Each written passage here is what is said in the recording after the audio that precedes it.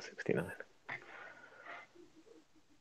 What is up, everybody? This is Albert Campa here with the CantinaMX podcast, and we are on episode.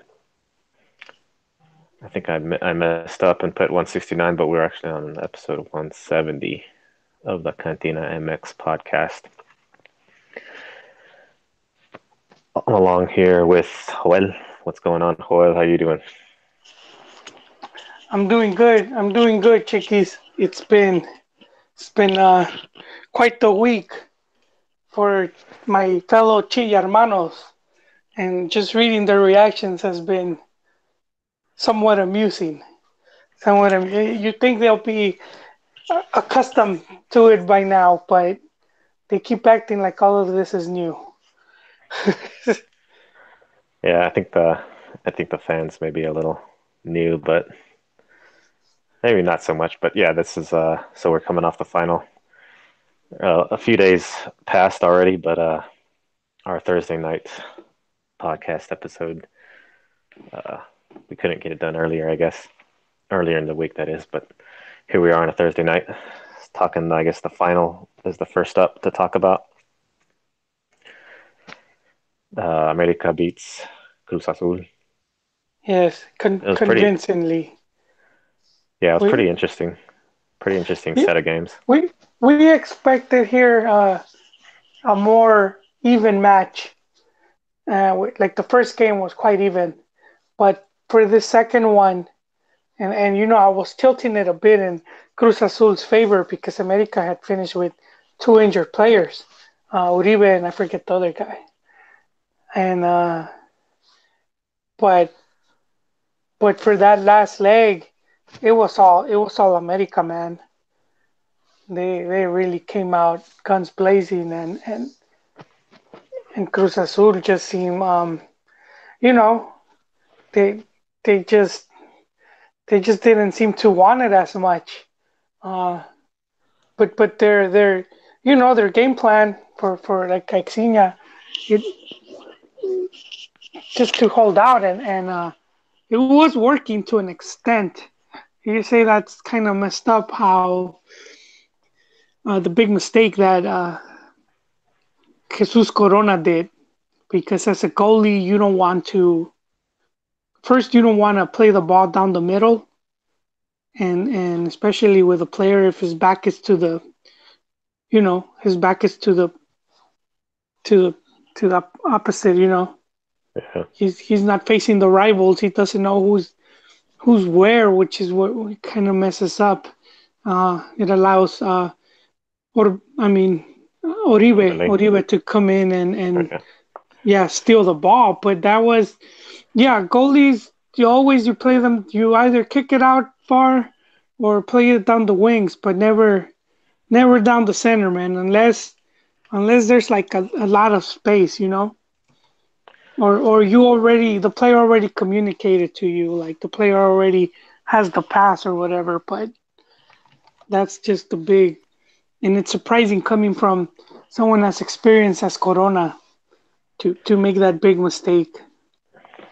I will in his defense though, I'll say this.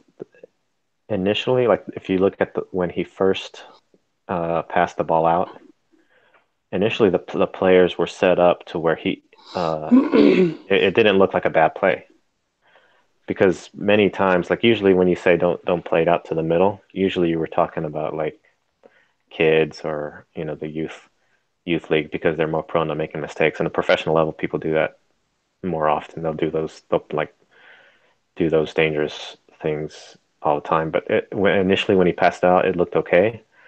I think the guy that received it, like you said, his back was towards the offense, was towards the way he was going, and so he didn't know who was there, and he didn't control it very well. But I think it wasn't as bad a mistake as people make it out to be.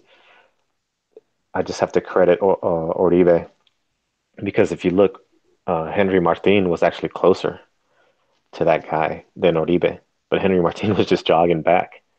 And Oribe, he ran. He like hustled and ran, and I didn't think he was going to get it, but the guy fumbled, and then he took it away from him. So I don't think it was too horrible an idea, but it shouldn't have been done, and the guy didn't handle it properly. So yeah, that was that was just a bad mistake from Corona.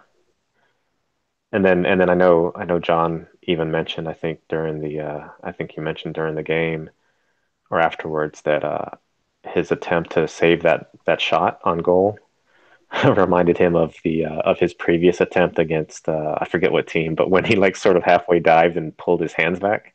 I don't think that was the case. I think he full out extended and tried to stop it. Um, so I didn't see the similarities, but John did call it where he said the first leg was going to be a 0-0 tie. They're just going to feel each other out. They were going to be play conservative, and that's exactly what they did. And then the second leg, they were going to go all out. And one thing that stood out to me was Piojo. I think Piojo did like a masterful job. He was the better coach, specifically with where he put um, Alvarez. He put him as like a contención, like in the midfield. And didn't JCO play him in the back line like a central Yeah, I in the don't World remember, Cup? to be honest. I think it was in the World Cup. He played him either as a central or on the wing, and he made some like bad mistakes in the World Cup. He did play good a few games, but like one game he made a mistake, but he was just like dominant. And the midfield I think is where America shined, and they didn't let Cruz Azul do anything.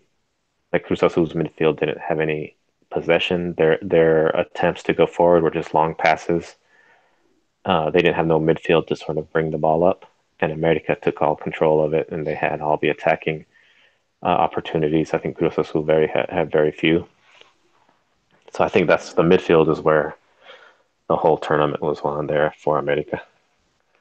And Alvarez, of course, he got both of the goals, didn't he? Yeah, he did. He got the first and second. He did. He did. So huge game for him. Um, but yeah, it didn't look surprising the way Cruz Azul was doing. I think their midfield with uh, the other Piojo, is it Roberto Alvarez? Alvarado, who's supposed to be an up and comer. He didn't really, take control of the offense as much for Cruz Azul. And then that Spanish dude, Mendez, who looks sort of like Caraglio also. They had like the same slick back hair. um, yeah, he didn't do too well. And then what's his name? Cauterucho Quemado. He was Quemado as usual. So yeah, hopefully they can get some new players. Orbelin is going over there to Cruz Azul. That I think that is actually might be just what they need. That guy in the midfield to play that role. They just need another target. I think they need to get rid of uh, Cauterucho. Yeah, Cartucho Quemado. Peláez, because they did yesterday, I believe it was yesterday, Cruz Azul had a press conference, and Peláez had said that he was staying. That Cartucho Quemado was staying.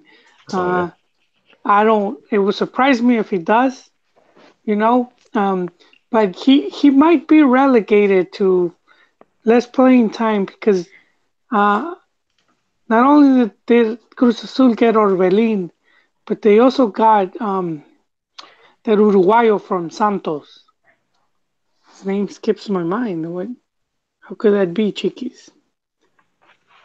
El Uh, Uruguayo from San. Oh, yeah, which one? I Midfielder? think he scored. No, he's a striker. He scored 9 goals. He scored nine goals last season. Furch took all the he took all the camera. He took all the spotlight, but this guy, I think it's Oh, Rodriguez, and Yeah, 9 goals is pretty impressive. It's right up there with the goleadores. Um, so that's yeah, Jonathan Rodriguez. See, I wasn't that far off. Um, so they got him, and he's 9 goals. If you could score seven, if you're like an attacker, be it attacking midfielder or delantero, Liga MX, if you could score 7 goals, that's a big boost to your team. Uh, Obviously, you need two other players scoring goals, but if one of your players is in that, can get that number of goals for you, um, that's gonna that's gonna help your team. That's where Chivas was hurting, where their best goal scorer was Aldivar, who scored 6, and they didn't have anyone that could score more. Usually have one guy that's gonna hit the double digits, maybe score anywhere between 11 or 13 goals, and they just haven't had that in quite a while. Oh, the Chivas. Then Rodriguez. Yeah. So okay, Uruguay. They spelled a medio tiempo spelled Uruguay wrong. It's a slur. Anyway, yeah. So they're getting him then. Jonathan They already Rodriguez. got him. Okay, so that should be good for Cruz Azul. Yeah, Yeah. So I don't think it was well, it was sort of messed up how America scored off sort of a mistake, but I don't think there was a totally bad tournament for Cruz Azul. Uh, they got top top of the league. They won Copa MX. They got to the final. So that's and I think they won the under 15, uh, you know, yeah. category as well. So yeah, they're Cruz Azul they're in a good spot. They're in a good spot, and I see them for next Torneo Clausura 2019. They should be favorites again. They should be favorites. They're already working. Already, Pelaez, man, in that press conference, he was, you know, came out and he said, "We're gonna keep working and same objectives." They want the doblete. They want it all, man. So I think I think they're gonna once again be candidates, and I'm still expecting them to get maybe one more player, Who which sound like a contratación bomba, So I'm expecting that. It might not happen, but I'm still expecting Cruz Azul to probably bring one more player. okay. Yeah, yeah, and America's opposite. I don't think they haven't announced anyone except that Lainez could be going to Ajax, and then Edson Alvarez is wanted. They were saying Celtic, but I mean, do you really want to send him to the Scottish League? You know, don't you could maybe see that league as you know kind of like trampoline into a bigger Euro League. But if I'm America, I would hold on to my two top young starlets for at least 2 more years. Who Linus? Yeah, and Edson Alvarez. Why That's an wouldn't Alvarez. you want to hold on? You know, these are guys that are have great potential and can only get better. I mean, you know, Yeah, I would agree. hold The only on to players like that, and especially. because you were coming from an America that had lost a bit of its how do you say it? For a while they because they were just bringing extranjeros, and they were kind of losing a bit of its essence because they hadn't had players like from you could say the cuna, like from the cantera, like Yeah, Memo, like Cuauhtemoc, these players that have been there and they feel the jersey, and then for a while they were just switching up the team and just depending on all these foreign guys. They were just like mercenaries, and a lot of times that's what you want. You want to have players from the cantera because they're the ones that for the most part are gonna care more for the jersey. It's a yeah, bigger deal for them. The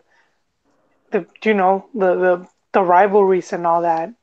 It's because they grew up on it, not only watching it but playing them since the youth teams. yeah. I would like that as well for them to stay, especially Edson Linus. I think if he can go to like a bigger team than Ajax, I think he needs to go to a bigger team in Spain Well, or someplace, and then I would let him go. If not, then yeah, keep him for sure. yeah, but I don't think he would play. You know what I mean? I think at Yeah, America he could be a starter and get as much playing time. Uh, and, and you go to some of those teams, it's going to be very difficult for him to just to get all that playing time. So that's why a lot of times it's better to just like unless the team really like the coach will say, all right, you're gonna be a starter, you know.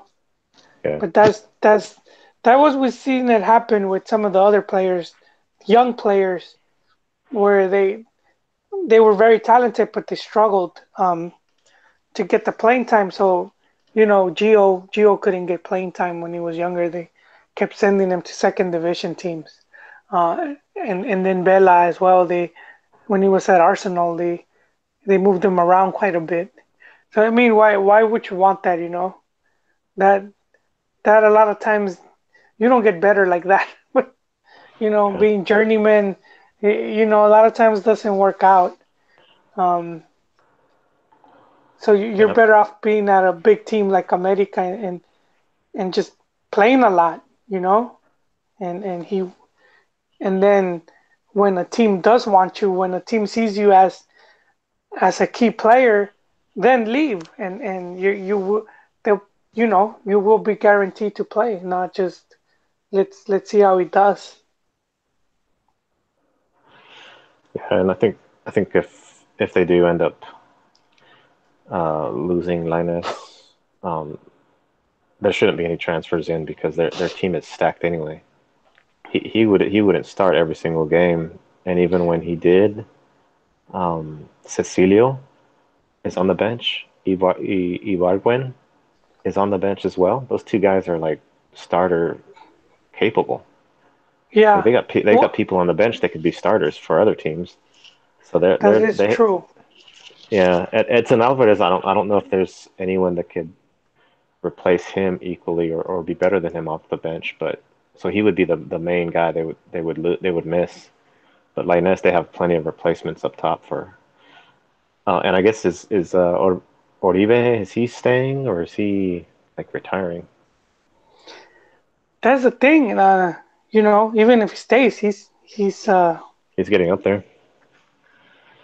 Oribe and Henry Martin started in this in the second game of the final, and those are like the you got the old guy and then Henry Martin, the guy that disappears who doesn't he doesn't do much, they and do they have still they Henry still Martin. won. Yeah, no, Peralta's up there in age. Um, but he's an awesome player to have in your squad, even though he's at the twilight, even though he's at the end of his career. Did you see that clip of him motivating? I think it was at halftime. I'm not sure if it was at halftime or before the match, but he's motivating the players. Yeah. Uh, when Did you they did you see the clip? It's pretty good. yeah, yeah, I saw it. Yeah, he's Hold on, 30. Yeah, if I can find it. yeah, he's 34 right now. I could see him maybe one more season. Uh, and if if I'm Mame, I keep him. If I'm America, I keep Peralta, man. He's he's just one of those players that you want. Perfecto. Hoy tenemos que dar un esfuerzo perfecto, cabrón. Esfuerzo perfecto y eso nos va a llevar a conseguir el campeonato. Demostrémosle a toda la gente que cree en nosotros que por ellos estamos ahí luchando. Vamos a ganar, cabrones. ¡Dios me los bendiga! Yeah, and he's doing this as a bench player because he was already benched. He wasn't even, you know. Yeah, well, he's a He, captain. Like, yeah, but he's it says a lot. He's not yeah, being salty. He's being a team player, and that's you know that's really positive and helps have a good locker room. Helps in a lot of aspects. like So I he's mean, yeah, he's the opposite of like when you hear about the words diva. He's the total yeah, opposite of that. I mean, yeah, he's not going to be taking pictures like Pulido was like taking a video of, and everyone was like going off on him. And Chivas yeah, came back. Chivas came back and defended him for like singing and with his glasses and having a good old time. Oribe is the person that's not usually on Instagram like taking stylish pictures and stuff. He's the guy that does the hard work that rushes back, just like he did. Henry Martin was just standing there when Corona gave that pass out, but Oribe was the one that ran back and stole that ball and made that goal happen. It was all on him. And that's invaluable, man. If he's doing that at this age, he still needs to be respected at the club, and that's good. That's great for him. He even yeah, like he whenever and apparently Aguilar is a co-captain, so whenever they held the cup, he even had him come up. Like they both did it. It wasn't just Oribe, yeah. holding up the cup. He had Aguilar with him, so he's just like a all-around great guy. Yeah, he is. I would. I mean, I would keep him. And this is, and I'm saying this as someone that wanted Salcido to leave. Since Salcido was such a great talent, but when he returned to Chivas, he didn't even want the captain's armband. You know, Oh yeah, he just kind of wanted to play, but not have much responsibilities. And then after a while, he didn't even want to retire anymore. And it was clear that he was no longer at his best. And he was one of the highest earners in the team. So it didn't make sense for a club that's struggling financially to keep a player that he's at this point he's just hurting the team. It's costing a lot of money to keep him. He's not playing at his best, and he's keeping younger talent from playing. And that, I see some complaints right now. For some of that I've seen it. It's just like the journalists, they're just doing it to pile on the misery. But it's like, nah, man. This guy was already. Chivas really can't hope to compete with a player like that. That's been. He just hasn't been at his best for a long time. yeah. He didn't get great with age. No, and Salcido. he didn't have that leadership, the leadership skill like that Peralta demonstrates. Like even if he's bench or whatever, he's still like motivating all his teammates. Yeah, Salcido was pretty much, and you know what? He also was getting into some scandals. Um, in some people already forgot, but he was Monterrey. mo- no, the The TV Monterrey Notas. I scandal. don't know your it was the TV Notas where this lady boy Yeah. sent the pictures that he was Oh, he okay. was Yeah, he yeah. was yeah he sent it some he was sending it. He sent a picture of his twig and berries to a trans, and I don't know, man. What this guy's doing? You think he's playing, and he's been involved in all type of scandals. Uh, but he's no longer like selección material. He's no longer like popular. So the news outlets didn't really like pick the. They just talked about it for one day, and then they dropped it. Yeah. Yeah, so he's got some issues. Yeah, no, but see, and it's like, well, what's the big deal? But you have a team like Chivas where the whole party atmosphere has been a big deal. You don't want one of your líderes to be wrapped up in that. It's just like it's like, oh man, you're not making things better. Supposedly they already had there was like a meeting because Chivas has the new sporting director, the Mariano Varela, but he was, they were talking about the new rules for Chivas, and that was one of the reasons why they've been cleaning house. It's part of like trying to get the team more focused on competing. Yeah. Yeah, I don't see like if we're gonna go off onto the Chivas talk, I don't see too much improvement from there. I think when you think of a lot of players, I initially think, okay, Chivas ruined this player and Chivas ruined that player. No, come on, man. That's Well, also they go to Chivas and then they don't end up amounting to much. no, Like the hype fizzles. no, but a lot of Specifically these guys Orbelin. won. Yeah, but these guys won tournaments. I would say you could ruin like a lot of these guys not only got call ups to the national team, they won some competitions. It would have been different if you went and you wouldn't get called up and you wouldn't win anything and you had like some of your worst season. I do think some of them haven't done as good because it's just that whole party vibe that has been going on over there. But yeah, it was right. It was Mariano Varela. Uh, so he's talking about a new rule. So it's starting December 26th when the team meets up again. Yeah. Okay. So before the Chivas, I guess let's go. So America's won what is it, the 13th title, and they surpassed Chivas. You want to talk about your They thoughts? You want to talk about more your my thoughts on thoughts. No, this is not my thoughts, Chiquis. This is facts. Okay, wait, These hold are on. facts. These are facts. I think Sergio is on the chat, Sergio, and we should Sergio's just bring him listening in. live. We should just bring him in. Yeah, Does your Surge have what is it? Google uh, Hangouts. Hangouts, and you we bring you right in, man. Yeah, because he's an Americanista, right? And he He wants to is. know all about what you're going to talk about this Oh, 13 titles. I'm sure I'm sure he's okay. interested. He, I am. It doesn't get talked a lot, but I've done a lot of investigating.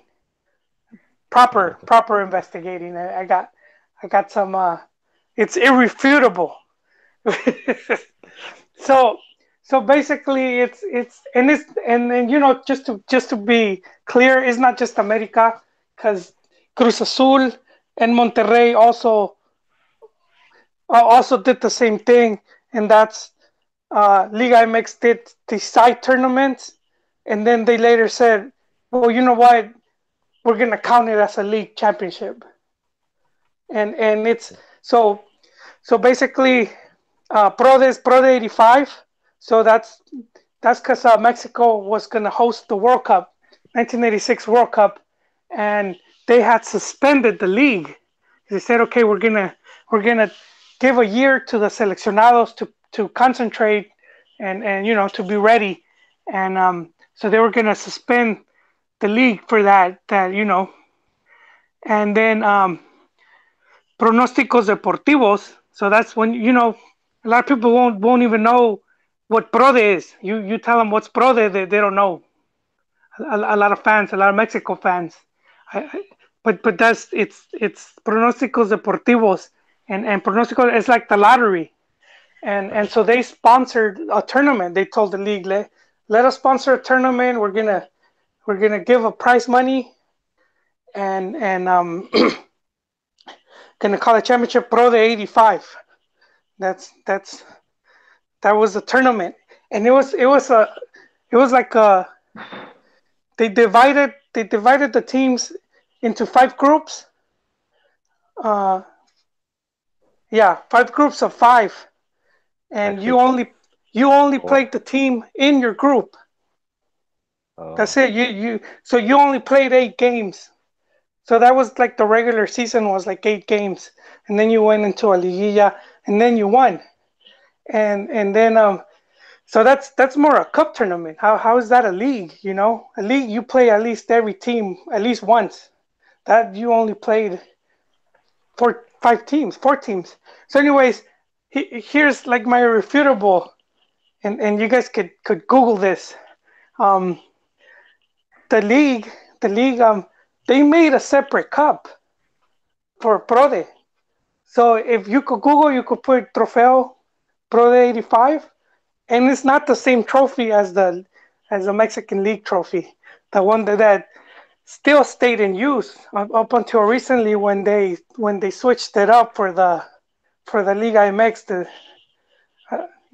little cup yeah. they have now. The other one looked better, man. I don't know if you guys Oh, remember. It looked like a Stanley Cup. It looked like it was huge. yeah. Now this is like a really small, pretty faggy trophy, man. It's like only one person can hold it and start bumping heads trying to like get to it. But anyways, that that dude, that tells you everything. Like, why would if it's the league, why would they do a separate trophy? It makes no sense.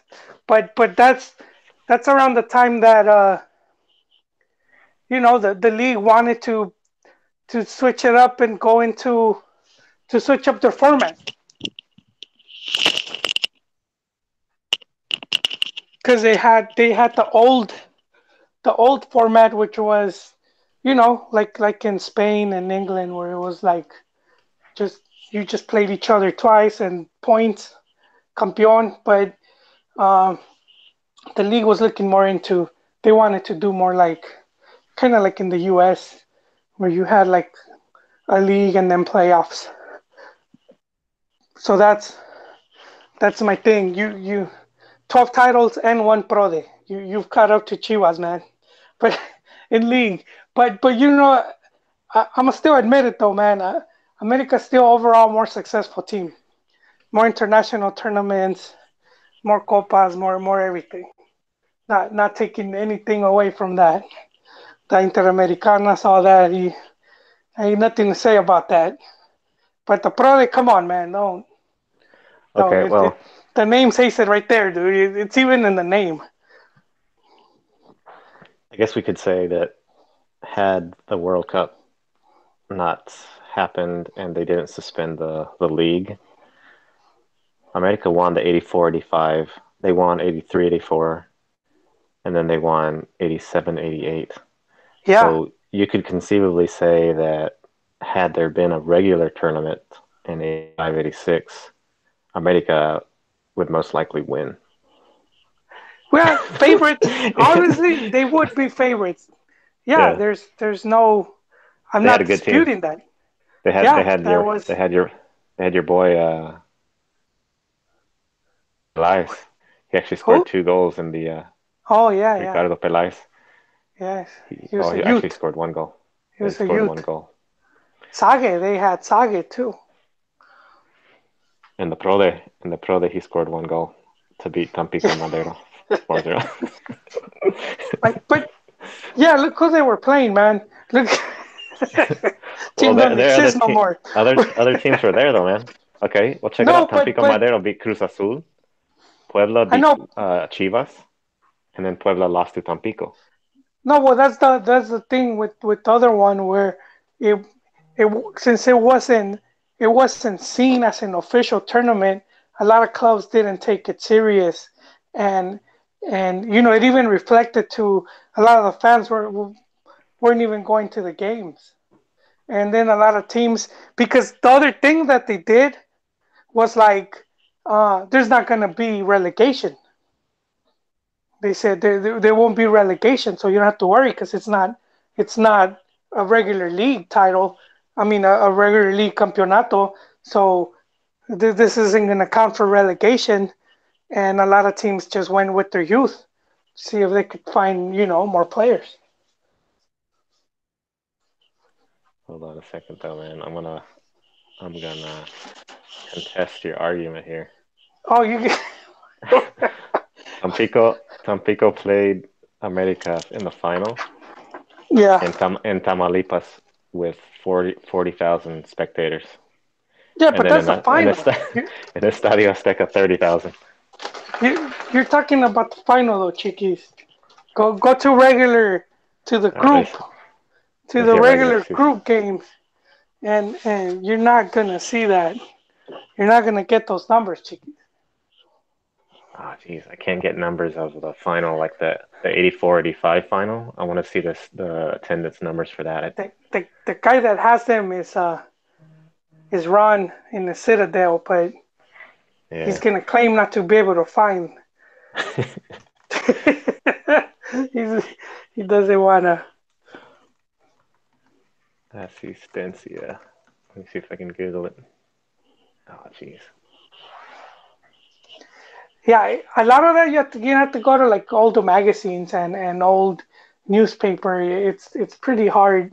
Uh, you're not gonna find much info. Like not many sites archive that type of stuff.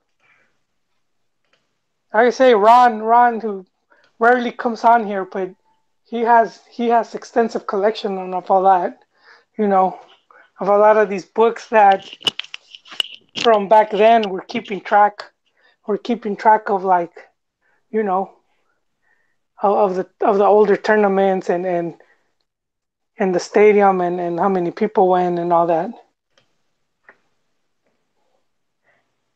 Yeah. So wasn't he supposed to be on right now? Ronald is in Phoenix, Arizona. And did Serge have his Google Hangout? I messaged Serge. He might have disconnected because he's not He, replying on the chat. He's not replying. he So he he got triggered with what I said. yeah, he didn't Don't like the pro. He didn't like the asterisks. he didn't like the asterisks, but it and they all have to list it. Cruz Azul as well and Monterrey. When you see the campeonatos, it's always gets listed instead of just having the year, of the league. In Wikipedia, it doesn't show pro de for Cruz Azul. No, it was just called Pro de in '85, and then Oh, it was Mexico oh, Mexico Mexico 70. 70. Yeah. Yeah, Okay. and See. Mexico '86. Okay. Yeah, I see it for Cruz Azul. Oh, Mexico 86, Monterrey. Okay. Them asterisks. Okay, so the Chivas fan comes out in you. The Chivas fan comes out in this It's not situation. just Chihuahua fan, cause hey man, you It's the seen how truth. my Tia hermanos treat me on Twitter, man. They don't Yeah. they don't like when I speak the truth. They get, they get triggered. They get triggered. Uh, which is which is the Chivas is I've been telling them for a long time. They don't have money. People people keep thinking Chivas has all this money, and they tell me how Chivas gets the most from TV deals and sponsorships, and it's like, well, yeah, even if they do, they still spend a lot. So I'll give you, gentlemen, an example. Um, for example, Akron is the main sponsor of the stadium, So they sponsor the stadium name and also at the bottom of the jersey.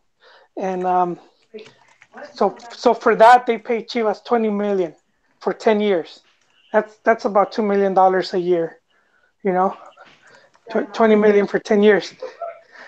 And that's like their top sponsor. If we look at like the Pulido signing, he cost anywhere between 17 and 18 million just to sign him, and his wages are at about 2 million a year. So he has like a 4-year contract. That's like 8 million more. So I mean, you get those 20 million, which I don't think they got like that. They're already spent. Time that money got there, it's already going to the bank to pay for wages and to pay for because they borrowed. A lot of times it's like, well, if they don't have money, this is what Profe Cambia was telling me. Just doesn't have money. How do they keep bringing in all these players? I was like, well, because you borrow. You know, you go to the banks and you borrow money, and so that's Chivas right now, man. No money, and you have the former GM who's De Anda, and he's been dropping some truth bombs recently, and he knows what's up because he was working with Chivas, and even he says how when he arrived, he was not expecting the club to not have any money in the. He's like he was saying, like we were going to transfers, and they basically told me there's no money, man. Like whatever the cheapest you could find, bring that. If whatever you find in the bargain bin, the damaged goods, would get that, because we don't have. There's no money left. Well, they get a little bit back from their transfers. No, I'm saying yeah, but they owed a lot of money, and a lot of the money they owed was for two things. One was Angelica, who was Vergara's former wife or ex-wife, and she stole a lot of money from the from the they had Chivas and they had the Fundación. They had just from the company, which was OmniLife, which is the parent company, and then they had the Fundación Chiva something. I forgot what it was called. And yeah, she misappropriated a lot of funds, and then building the stadium as well, building the OmniLife. To me, I think Chivas didn't need the stadium. It's nice to have it. It's good, but I don't think it was a necessity. I would have concentrated in putting that money and having a really competitive squad. But the stadium, which I'm not even sure up until like a year, I was still reading about how they were still trying to pay and how they had borrowed from Slim. And that's when you had all these like rumors that Slim was going to buy the club because they owed him all this money because he helped finance that, for the stadium. Yeah, well, they did. Well, they were able to bring in They did concentrate on their players a little bit. I mean, they brought in all the Pizarro. They brought in. They did. Pulido, Orbelin. They got the championships out of it, and then I guess now they're. They overextended themselves, I guess. But the whole Chivas TV thing ended up costing the club money because they tried to they went for this play where they were like, okay, if we pull off from TV and we do our streaming service, someone's gonna come calling and we should be able to make even more. We should be able to land an even bigger TV deal. And so they go to streaming and the streaming service is a mess. They didn't get nowhere near the numbers they thought they were going to get. They have, I think they had about 150,000 paid subscribers. 150,000 is, you're talking about Chivas that they were averaging 11 million on television in open air in Mexico. So you go from 11 million to 150. I mean, what, any sponsor that's paying you to have, whatever on your jersey on the stadium, they're not paying you so 150,000 people could see it. They Mm-hmm. they want those 11 million, and that's why Bimbo ended up suing Chivas. Bimbo sued Chivas for 20 million because they're like, hey, our advertisement was for TV, and you have 11 million, and Chivas had to settle out of court.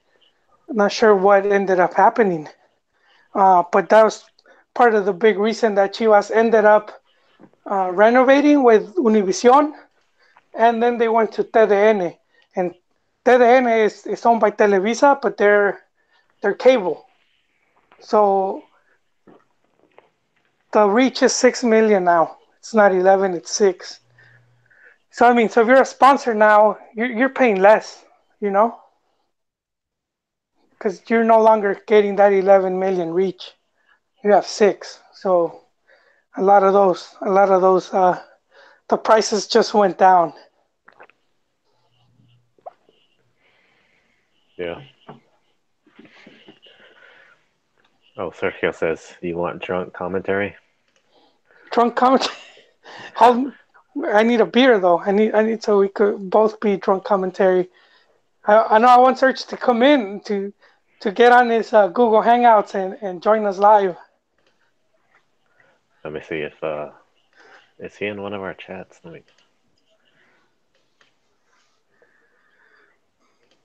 Is he even in our? I don't think he's in our chat, is he? He don't tweet, and I rarely see Serge tweeting. I see him sometimes. Sometimes. Let me see. Let me tell him to DM me my or his email if he wants to join.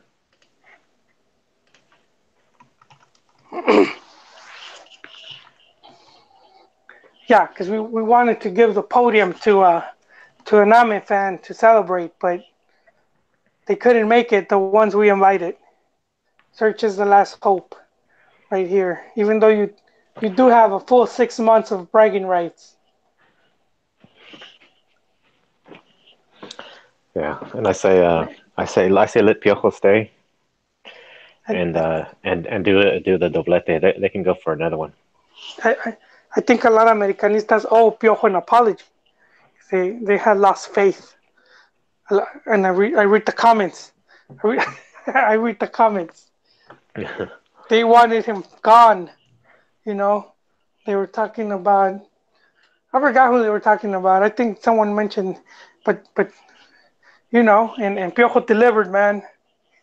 He delivered twice. He he what he did to Pumas, man. Katang. That's that was brutal. And then he piled on the misery to Cruz Azul, and he kept the patronat. How you say it? Es su Paternidad. papá. Yeah, paternidad. There you go. He was like, what is that show when they do the DNA? He was the father. Yeah, you are the father. Mari Povich. Yeah, man, he's a straight Mari Povich. America, the results say you are the father. But it's right here they start dancing because you know how the dude will usually dance if it says you're not the father, and he'll do like a happy dance. Oh my god. Yeah, he starts pop locking. Yeah, man. Gotta see what's in store for Ame, but I want to hear from a Ame fan, and but the league was already, Chiquis. The league's already starting, and the calendario was already. It's already out. It's already out. So I want to wait for Yon to be here, and we could do like a whole Pronósticos. We could do our own pronósticos deportivos. We could, we could do our pro day. Um, I have the ones from last time we did. oh, Oh, you still have them? our predictions, Yeah. which I think let me bring them up real quick once I shoot this off.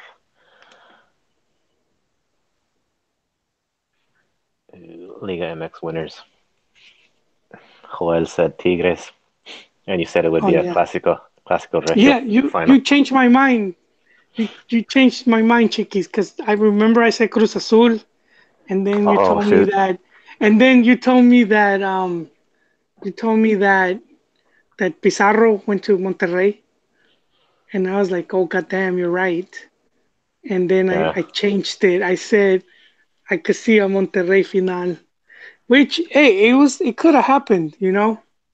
yeah, Monterrey was up there, and I Tigres had Tigres up until this time. They pretty much were dominating the Apertura. That's like their last what three campeonatos or the last four Aperturas they had competed in the campeonato. So it's yeah, I wasn't terribly off. Wasn't terribly off. yeah. Tigres, Actually, yeah, I had Monterrey. Dan you had actually said Monterrey. Dan got the closest. He said America, maybe Cruz Azul. So he had Mm, both finalists, and yeah, John and Juan had Cruz Azul.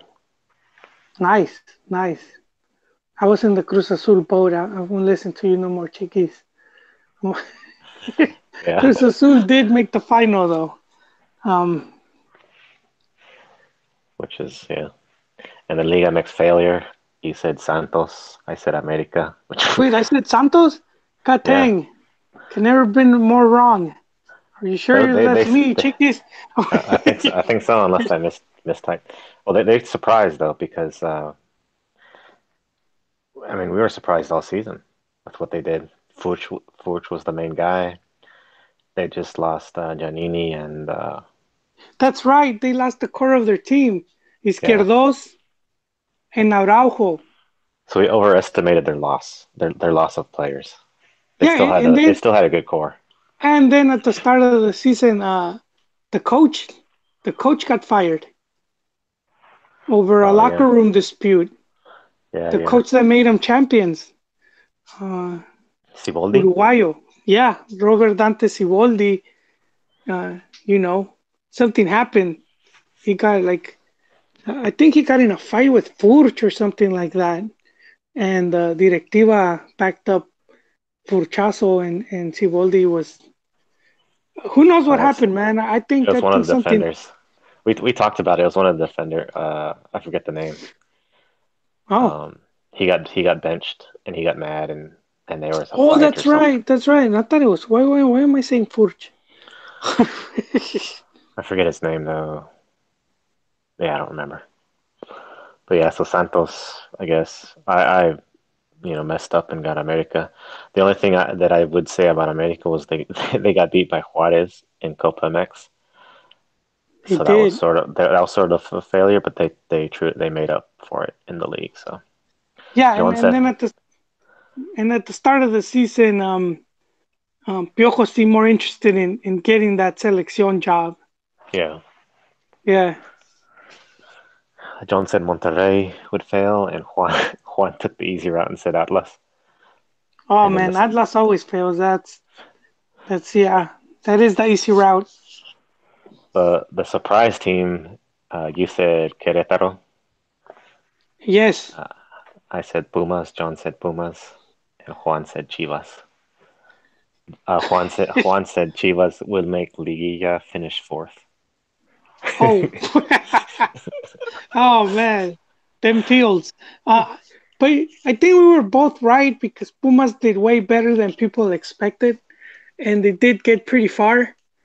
I do think they were surprised, but also Querétaro because they were a modest team, you know, and just Yeah, to make the playoffs was big for them.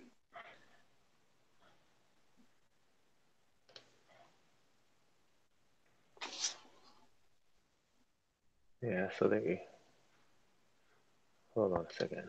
Where was Querétaro? Oh yeah, they're eighth. Okay, yeah, so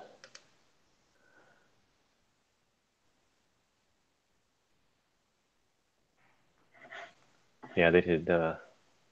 They made it up there. So, and it was a tight squeeze to get into the eighth spot.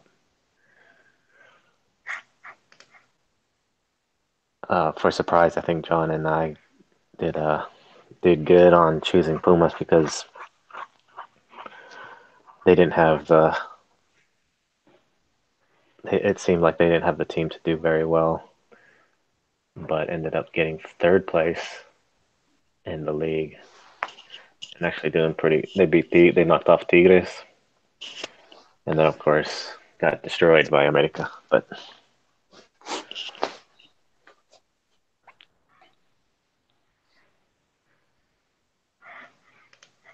so continuing on, I guess that was the final. That was the Pro Day.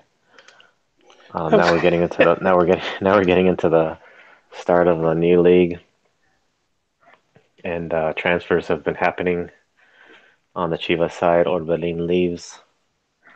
Yeah, to Alexis Cruz Azul. Vega, yeah, They, to Cruz Azul. So I think that's good. Alexis Vega arrives at Chivas, and I think just another today, just now, some other guy just is going to Chivas also. Madrigal, they got a Yeah. striker, which it's I don't know, man. I'm a bit upset, Chiquis. I'm a bit upset Oh yeah. because well, they sent Saldivar to Monterrey, and Monterrey sent Madrigal to Chivas.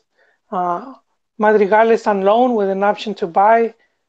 Saldivar is not, and that usually means you just have he's gonna be a French player, you know. Yeah. Like Monterrey's not gonna use a player that they're not gonna have at the end of the season. The only way they'll use him is if they absolutely have to for injuries or whatever. Uh, he's gonna be their Copa MX starter. But Madrigal had only played 8 games with Monterrey last season. He scored 3 goals in league and 3 goals in Copa MX. But the important ones are in league. It's 3 is not, not no bueno. Um, Saldivar had scored 6 goals, uh, which you know I think it was his best season. Before that, he had scored 5 and 4. I mean, he's 24 years old right now, which is he should be doing better, but you could see him progressing, and one of the good things is that since Clausura 2016, he had been playing 15 plus games per season. So you you have that you could call it proceso. Uh, and the season before, which I would say is important to note, the previous season he had gotten injured, so he didn't really get to play. He only played like 3 games. So for him to come back and then score those 6 goals, and when the team was dismantled, some of the top players were gone, like Gallito and Pizarro, and morale was low. For him to have that good season, to me, it sparked some hope. And I was thinking, okay, now they're bringing in some other players like Villapando and these other dudes that they might get Jesus Molina, you know, might make it easier for him. Probably with Vega up there, um, if he could average 5 goals, that's good. Uh, and then if he has a really good season, he would be scoring around 9 goals. And that would be really good.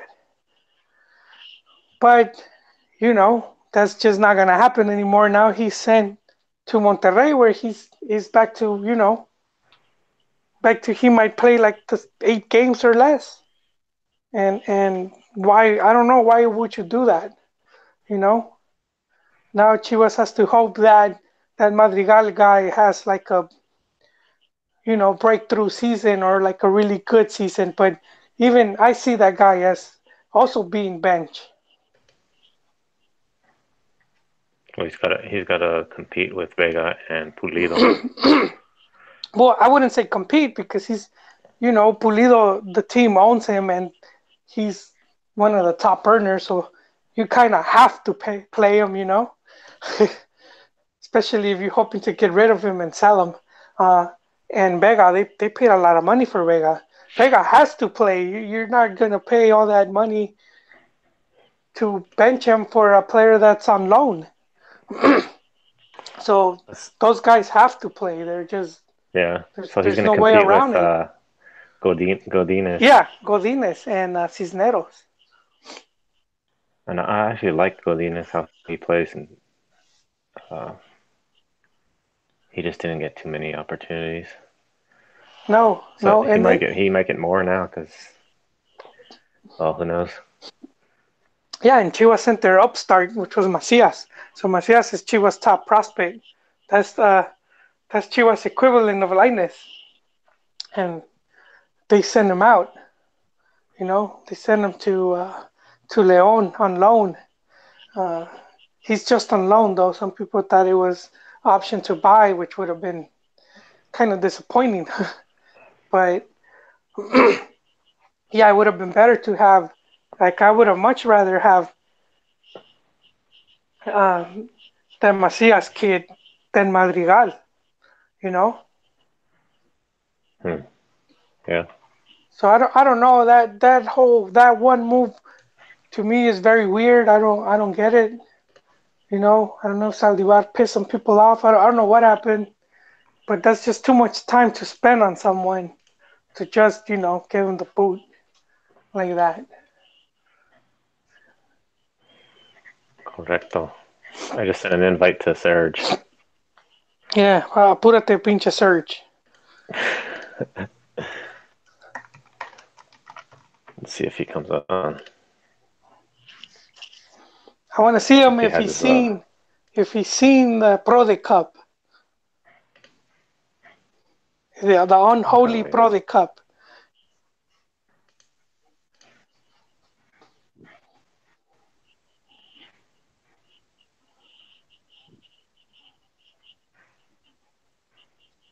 So another Chivas talk,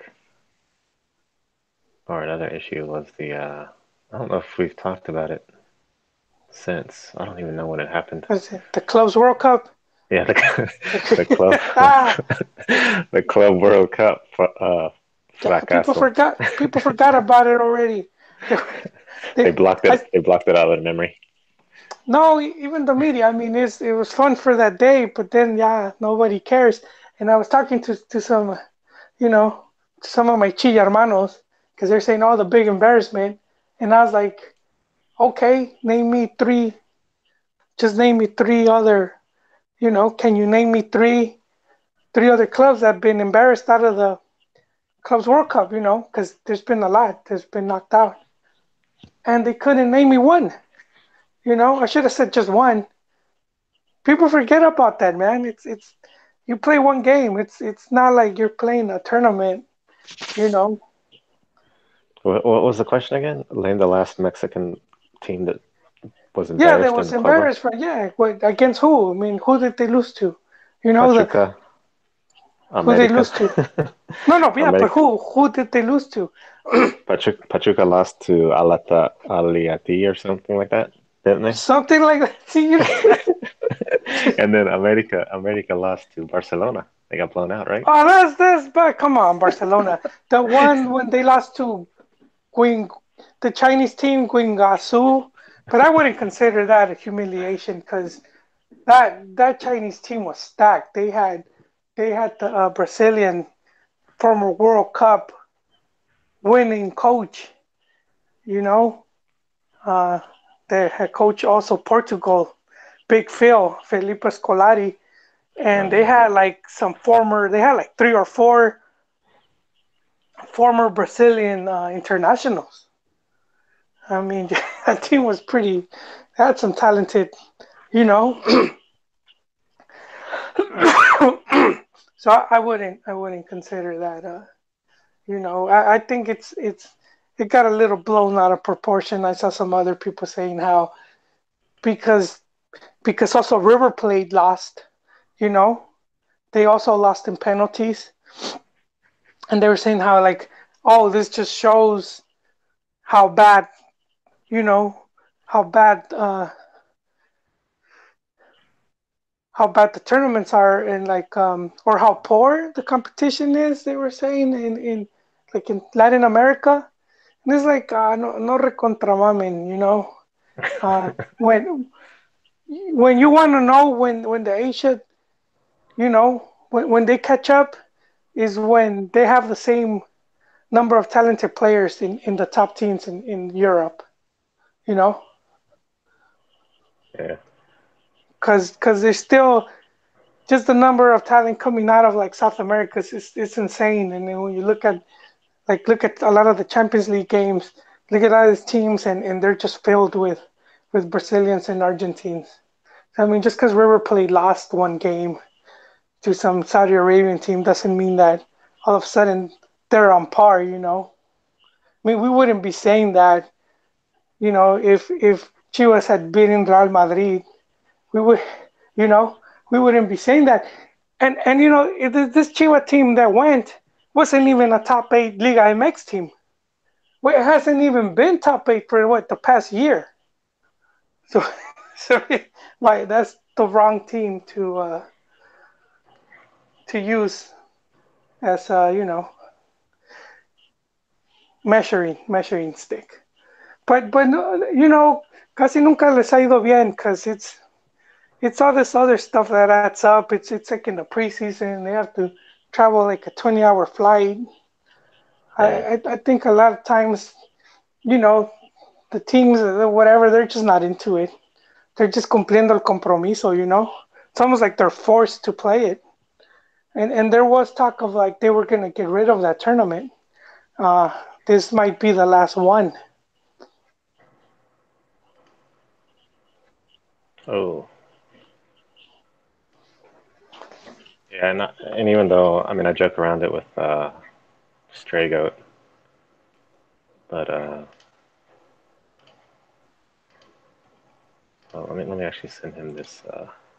But it is true that the Chivas team that won the title um, wasn't the same. Their coach wasn't the same.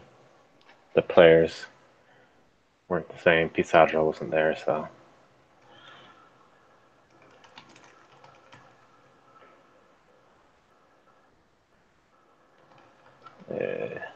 Trying to send this Google Hangout link.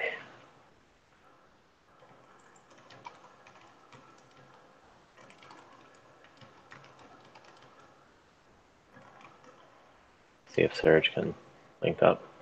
But yeah. So America did. It's 2016. America actually beat a Japanese team, Jeonbuk Hyundai Motors, and then they lost. And then they lost to Real Madrid 2-0. That wasn't too bad, but. And then they went to third place and lost Hyundai to Motors. Nacional in penalties. Tigres, man. Didn't Tigres score like 3 times? I don't even remember any of their scores. Tigres in the Club World Cup? Yeah. Shoot, I don't see them here. Or was it Monterrey? Monterrey did 2000, or no, Pachuca did 2017. This is America again.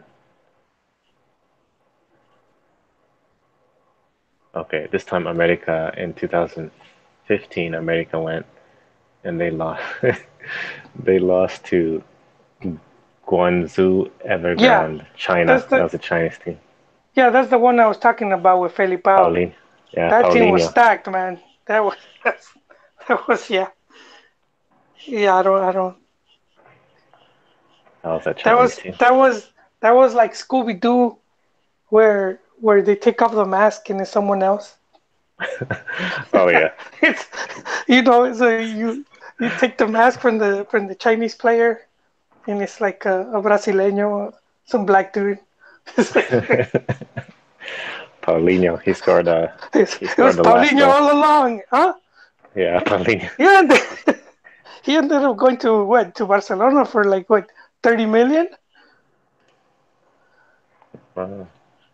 Yeah, they paid like 30 or 40 million. Oh yeah, that's right. Barcelona Yeah, that's 2017. basically He he was a on loan. He's Castablanca on loan. America squad. He went back on loan again, so he's back there in China. Yeah, he returned. He returned. But he played the That World was Cup, yeah, so yeah. he's a main He dude. must have been getting bank over there, man. He's getting boats and hoes, everything. He was like, I'm going back.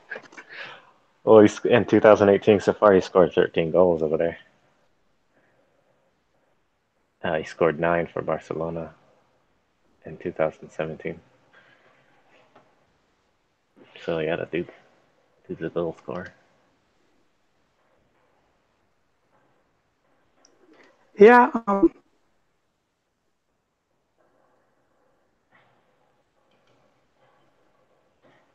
yeah. You know what? They sold him back for 50 million.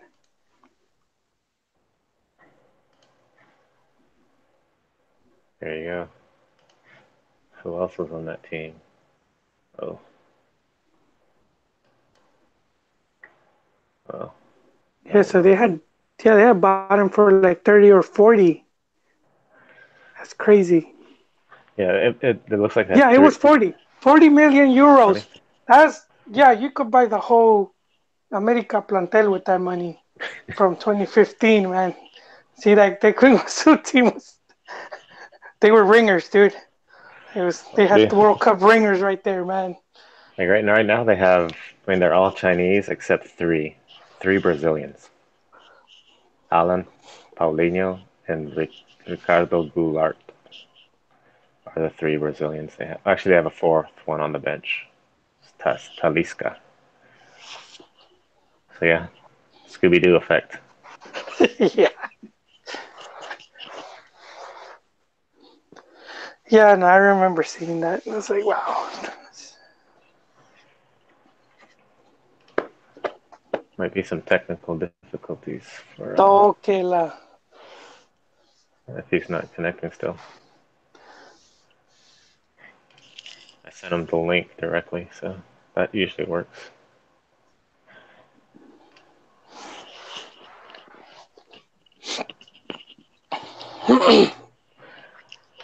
Yeah, so Chivas comes back, no big deal.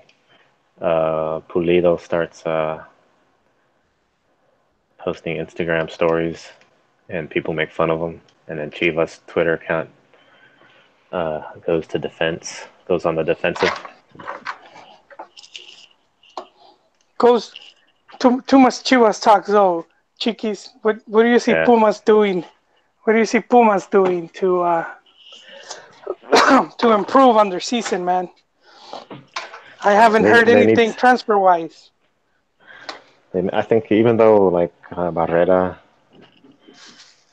had an okay season, they need to get rid of the weaknesses. They had some good players up front with his name Gonzalez. Gonzalo? Yeah, Gonzalo? No, Oh, oh there, I there we think he's go. here. His search is finally at the cantina.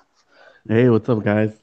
It took I've me a been, while I to know, figure it man. out, but It's been over a And year.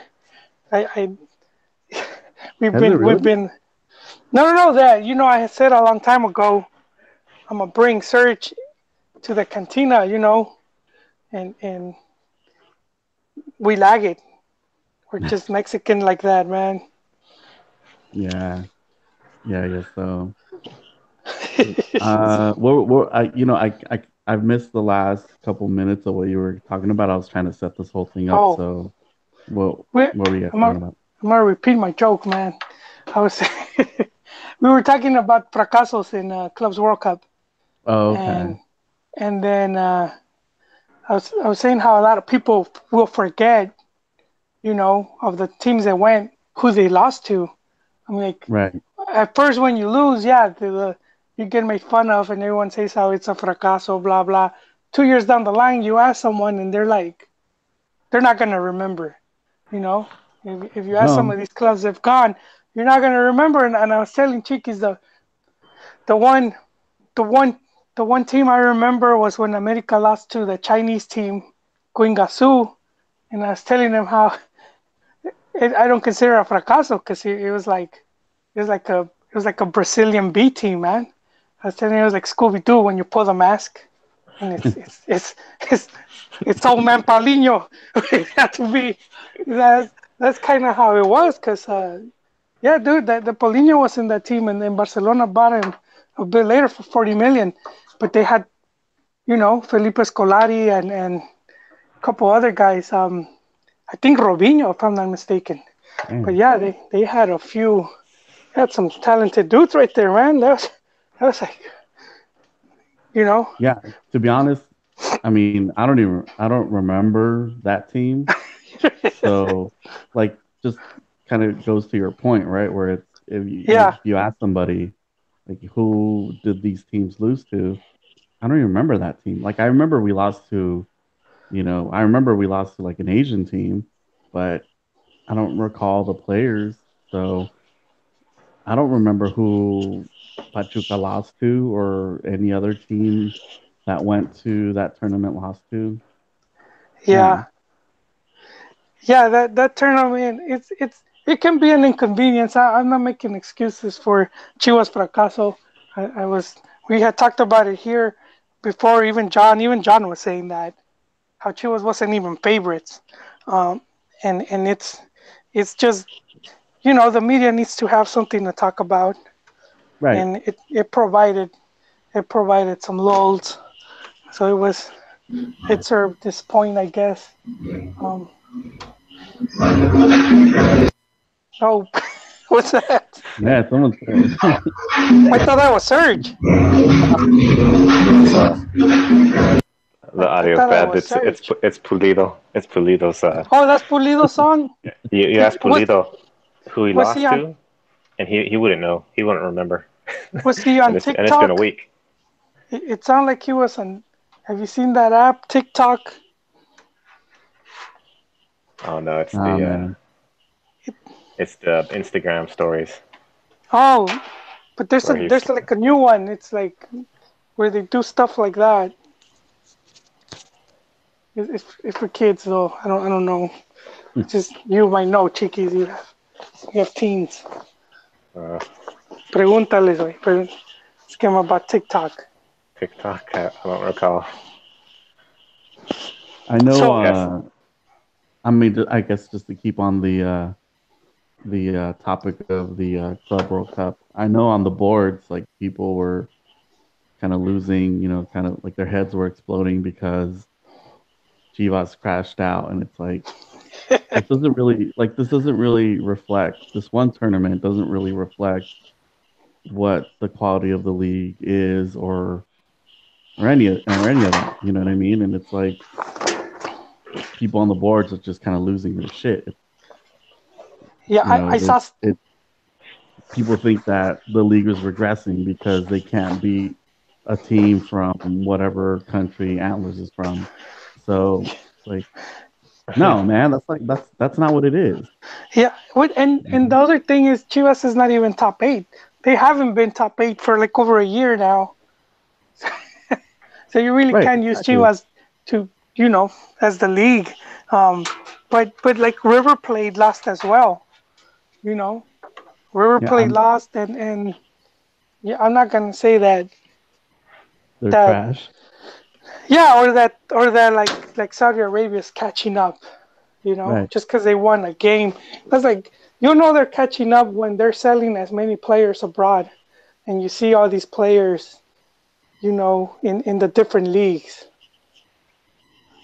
that are at like high level, like Mo Salah, and they're up there, man, kicking ass. But they're very similar to like Mexico, where you'll have one or two that do really good. right. and then a few others sprinkle around. But Serge, we want to hear about this campeonato, man, because it's you know it's Americanista's time to gloat. They have six months of bragging rights. Did you believe in Piojo all along, or were you in the Fuera Piojo boat? Nah, man, I was never on the Fuera Piojo boat. I mean, the guys have. I mean, he has 2 titles, but he's had success in the league. Like he's taken teams to the finals. He took America to the semifinal last season. So it's not like this guy has like crap seasons. Like the guys, he's had success in the league. Maybe the titles, like the number of titles, don't reflect that, but the teams that he has gone to, he's done well. He's done well there. Yeah, he when he was when he was with Cholos, he had them atop the table. Yeah, and that's no easy task. Yeah. They were like a first place. TJ had a first place team. Even when he first started in Atlanta, I mean, he made them like pretty competitive. So, I mean, the guy, for all the hate he gets and all the criticism he gets, and some of it could be valid just because he'll run his mouth, but you can't argue with the results, right? Like every team he's gone to, they've done relatively well. Yeah, he's very consistent, and it still surprises me because he hasn't been sacked for a long time. Where you said he was so bad that they let him go. Right. He left America because he went to the selección. And he wasn't sacked from the Mexican League or the national team because of results. No, it was for fights. And same with Cholos, he left because America came calling, and that's he let Cholos know that they were the side chick. He's like, America opens up, I'm leaving, and Cholos was like, okay, all right. They were cool with that. He's a personality though, because he's like Tuca in that it's not an easy guy to go to and just say, hey man, we're gonna fire you because you suck. He's got that personality, and he's got like anti-gifts made out of him from that celebration against Cruz Azul long ago. He's just like famous, man, from all those celebrations and everything. So it's like I mean, you could lose to, like I said earlier, he could lose Copa MX to FC Juarez, but still be considered, a pretty good coach. Maybe not based on his results, but on his personality, on his drive and everything. So, and plus he made up for that loss by winning the league. So he said, I don't know if you guys, he was in Spicy Soccer, which I think it was yesterday or 2 days ago, and it's something interesting I noted that I feel like Copa MX is beginning to get a bit more respected. And because he said how he got his ass chewed for losing to, I think it was Juarez, but he said we should, we had no business losing to a Liga de Ascenso team, and he said, they asked him if there was disappointment, and he said, yeah, the boss came in and he chewed us out, man. And then I see what like Pelaez said, which was, I don't know if it was yesterday or today, and he said how they're going after the doblete again. So he wants that Copa MX trophy again. So you're starting seeing like these bigger clubs give it more importance, where before it was like, yeah, we lost, who cares, Yeah, I think that has to happen because I think it's important for kind of bigger, quote unquote, like bigger teams to take that tournament serious. I think when it first came back, I think, I don't remember, but I think maybe like a Ascenso team like took the cup, and then I want to say like after Chivas won, like I personally I felt if Chivas, Cruz Azul, America, Pumas, like the bigger teams, win this cup and they actually take it seriously, then they'll give it some clout, you know, It, and that's like it has to happen that way. I think it's important for these bigger teams yeah, to care about winning like that cup because it's going to give it like some prestige. yeah, and also it sort of helps, like it helps you kind of save face if you had a not so good season, which is what Yeah, one of the things that helped Almeida a lot, where he was he spent a year without being able to win a league game at home, but because he won a few Copa MX games, people weren't putting that pressure on him. I was saying, "Hey, dude, you better start getting some points." Uh, but here I brought it up for you, Serge. So they brought back the Copa MX in um, in 2012 because it had the last time they played it was in 96, 97, and and even back then it wasn't even like televised. yeah, So it got rebranded Copa MX 2012, and it was Sinaloa versus Correcaminos, which is like, whoa, what? Where the two Liga de Ascenso teams um, playing for the campeonato, and then you had the following cup. You had Cruz Azul Atlante, and it's like Atlante, another Liga de Ascenso team, right, and then 2013 you had Morelia versus Atlas. That's like bum fights right there. You nobody, you know, he's like fighting by the dumpster. Uh, and then you had Tigres versus Oaxaca. So I mean, you had all these Liga de Ascenso teams. Some of them that aren't even like the big Ascenso teams, you know, making the final.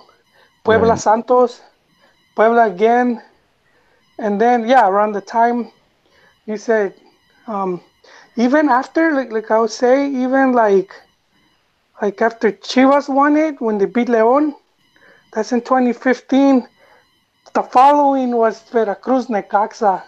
So I mean, it's been a bit reluctant, but since I'll say like I'll go since 2016 because it's been Querétaro Chivas, and for Querétaro it was big because they never won anything in first right, division, and this is their first ever campeonato.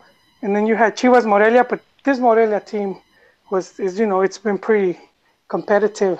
And then Monterrey Pachuca and Necaxa Toluca, which was kind of messed up for Toluca because they were doing their whole centenario thing and they just couldn't. And then Cruz Azul Monterrey.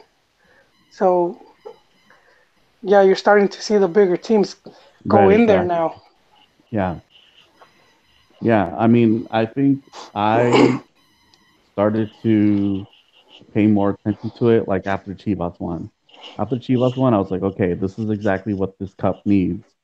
They need just one of the big teams, popular teams, to win it, to give it some sort of clout. And then, like you mentioned, after that, you started to see more top teams or first division teams compete for the title. So you're not having a bunch of assessment teams on there.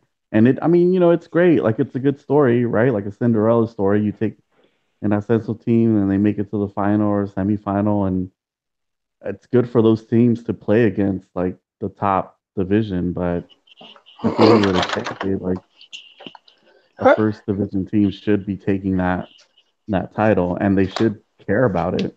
it's also the bragging rights because you're saying like what, we won the doblete, you know, Exactly. and because that's what Pelaez was saying. He's saying we're going for the doblete. He said it at the start of last season, and he's saying it again.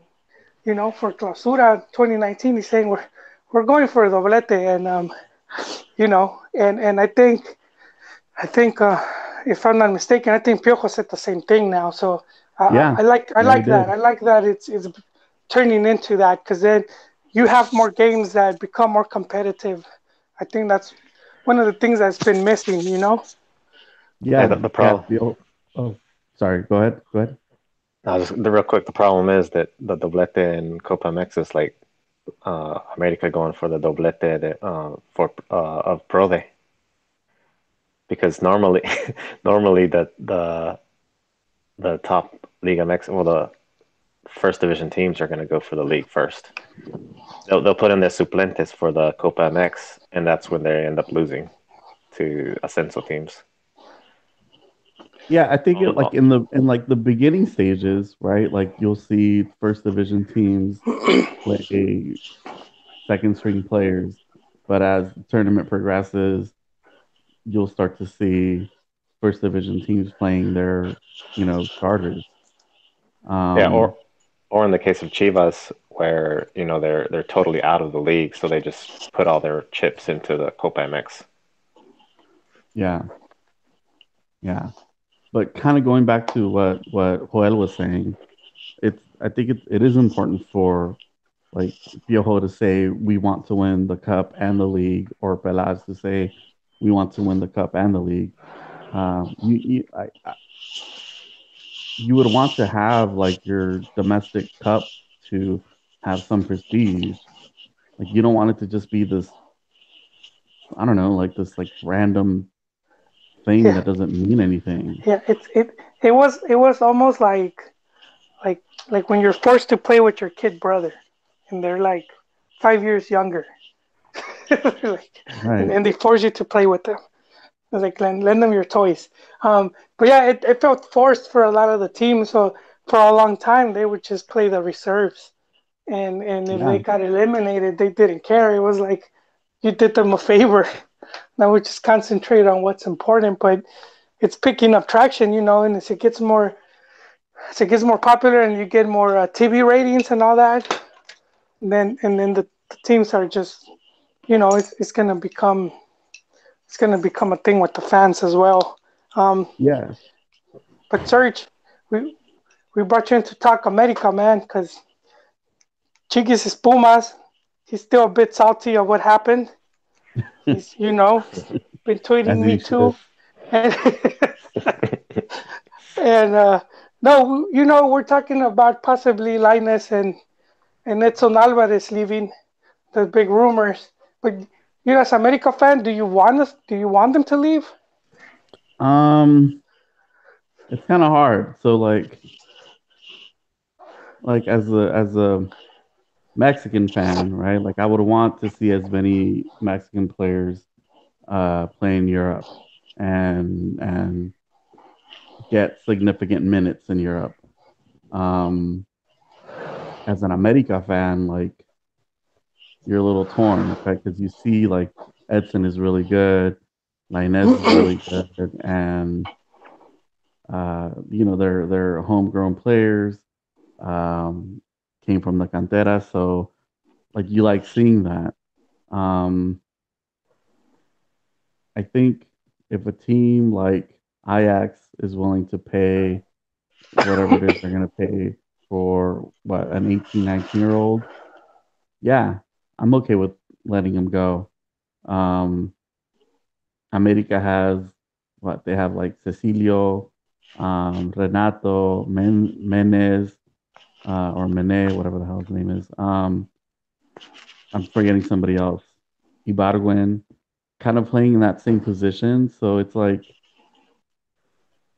yeah, he's talented. Yeah, he's like a really good prospect, and his ceiling is pretty high. But is America really going to take like this massive dip if he's not on the team when you have Mene, Ibargüen, and Cecilio playing that same position? Probably not. Um, I think I would feel it more if Edson left because I don't know if there's anybody else that can replace him. Um, but if the team comes calling, willing to pay whatever they got to pay for Edson, then I mean, how could you refuse? You know, um, if I saw like a brief piece on what's that show called? The one on Fox Deportes. la última palabra. And Aguinaga made this comment about how certain countries value their players. And if Ajax, let's say, um, likes this Brazilian player, but they also like this Mexican player, uh, the Brazilian team is willing to sell them for less than what the Mexican team would be willing to sell them. Because the Mexican team is going to be willing to, well, the Mexican team values that player a lot more than the Brazilian team because in Brazil, yeah, we could sell you our starting midfielder because we have somebody right behind him who's probably just as good or is going to be just as good, and we're not going to really feel the impact. Whereas in Yeah, Mexico, it's like we don't have anybody to replace our best striker. yeah, You know what I but mean? but Or we don't have anybody to replace our best midfielder. yeah, but also, the just adding to that, the longer you hold on to a player, it's like the value is will like decrease. Yeah, So it's just, I guess a good example is Pity Martinez, who signed with Atlanta, and he was from River Plate, and a couple teams from Europe wanted him, and River Plate, you know, they were selling him for 15 million, and they were trying to get them to lower it before they negotiated, but I think Atlanta has said, you know what, hold my beer, we'll pay that, yeah, and yeah, I was getting an argument with some dudes because they were saying like he had no options. Like, yes, he did, because one thing that usually happens is the player will be like, if he really wants to go abroad, just to add pressure to the club, usually they'll be like, okay, well then I won't extend my contract with right, you, and then he could just leave for free, or with a year remaining, the club would, if they want to sell them now, they'll be forced to sell them cheaper. So that's the other thing that happens, where it's like a lot of times even the players will will pressure the club to sell you, and the club ultimately doesn't want to lose out. They're not going to lose out on a big transfer, so they'll be like, all right then, whatever, and which is, I think it has hurt the South American teams a lot. But one thing that they did, River was pretty smart, so PT owned 20% of that contract.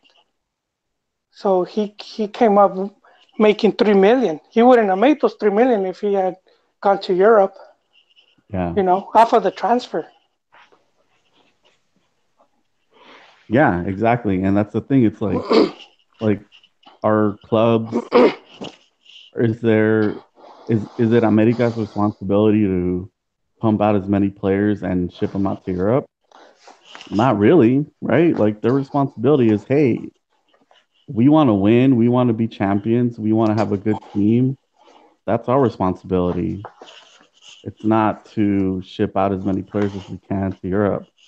If an offer comes that is fair to us, fair to the player, whatever, then yeah, we'll consider it and we'll do it. But I don't know, like Well, if they I can don't make know. I money, don't.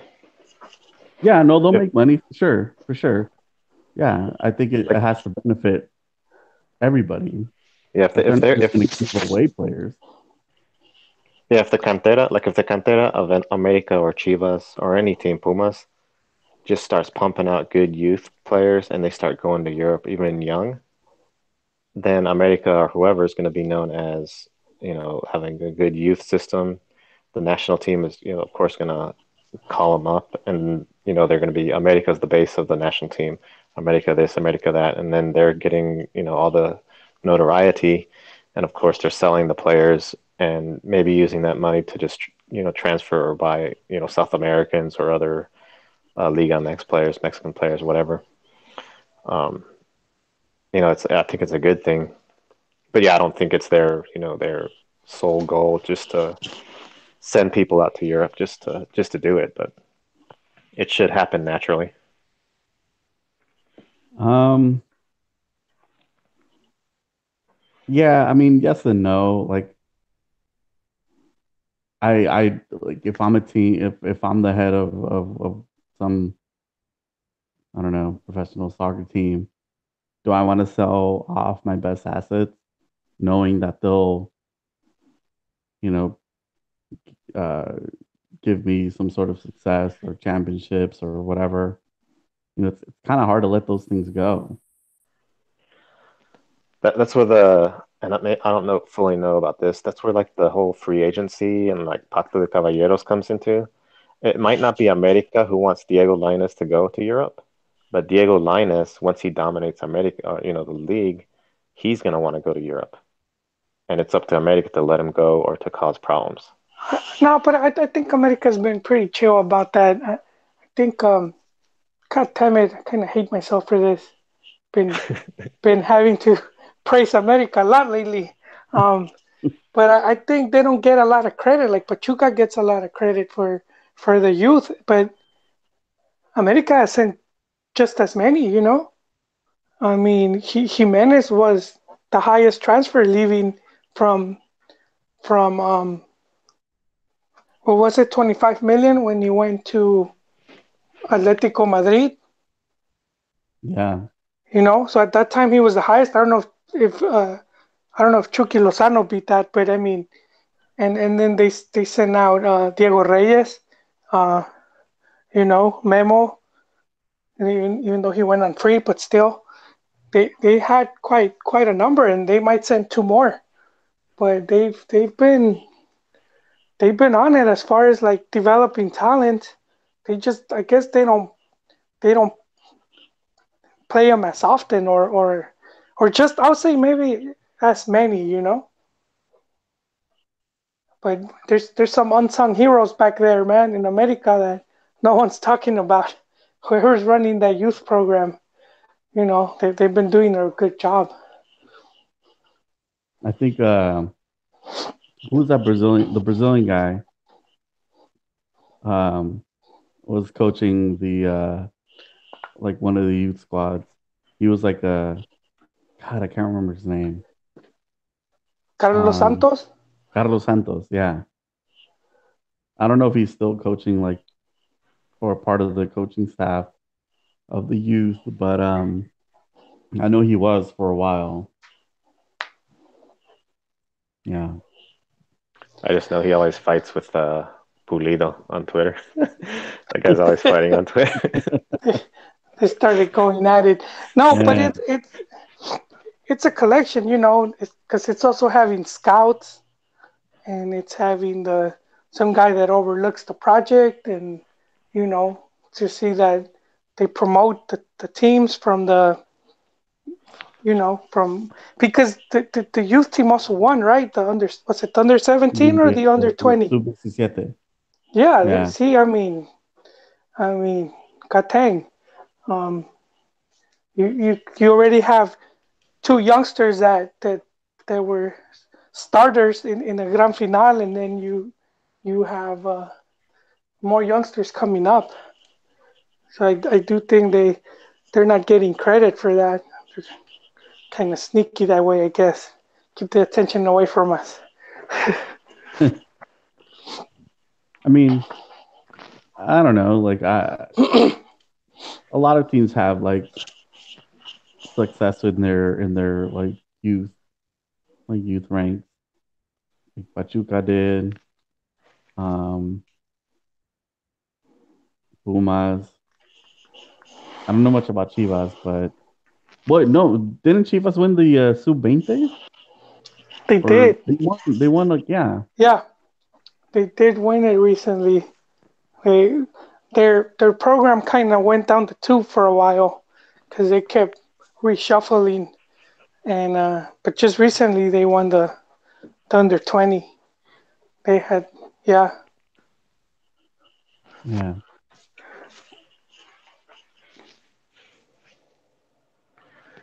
But me and you are, I think, on the same page. You said the same thing I said about Edson not really being replaceable, but Linus, he's got America stacked right in his position. It, Cecilio, Ibargüen. it is, but he's one of So those players that they don't around very often, Right. and you at least would like to have them in the club long enough to, you know, win a few things. You know, I was looking at this one meme, and it said the last Cruz Azul championship was 21 years ago, and dude, Linus wasn't even born yet. So in that time, Linus grew up, and he got to play a final and beat you. It was kind of trippy. But and I forgot what I was gonna say. But I was gonna make a point. I forgot, man. Just I forgot shitting that on memes. Cruz Azul. Oh no, Linus, Linus. Just because like Chivas, like as a Chivas fans, we didn't get to enjoy Chicharo, and we never even got to see Vela. And if they could at least play 2 years, you know, when they're like maybe 18 to like 20 or 21, that would have been pretty neat, man. Pretty sure the club would have won something with those talented players. So I Yeah. do think I could see Linus going beast mode by the time he's 20, and you kind of haven't seen a player like that probably since like coming from Cantera probably since I want to say like Guardado Blanco. or Blanco. Oh Oh, you're talking about yeah, America. yeah. Yeah, probably because I don't like Raúl Jimenez wasn't balling like that. Um, no. Yeah, I mean Memo, because I remember Memo when they made him the starting goalkeeper at like 18, and Yeah, dude was just looking yeah, spectacular, man. and they And he had to stayed long because of, enough, huh? yeah, and well, I'm just saying like they had to because of that rule. Like there was like a Oh, rule where certain only like in throughout was Mexico it you could the play a 2011? certain number. No, no, no, it wasn't that one. It was like uh throughout Mexico, you could play a certain number of foreigners, but in Mexico Oh, okay. City, it was limited. Yeah, So they had this Argentinian Saha who was the goalie, and I forgot where he came from. It was but he was supposed to be like a really good goalie. And then when they played in Mexico City, they would start Memo because having Saha as a goalie for whatever reason just wasn't going to work. And they would put Memo at goalie whenever they played in Mexico City, and he just did really well. I want to say it was ¿cómo se llama este güey? El Cabazón from who? Argentina. He Ruggeri? coached, yeah, him. Yeah, he I would bench think it was Ben Saha. Hacker. I think wasn't it Ben Hacker that debuted it? Oh, you know what? He You're he probably right. debuted it, and then You're and probably then the right. other the other coach came in, and the other coach is the guy that brought Saha. But I But think Memo yeah, beat him out. yeah, but He ended up.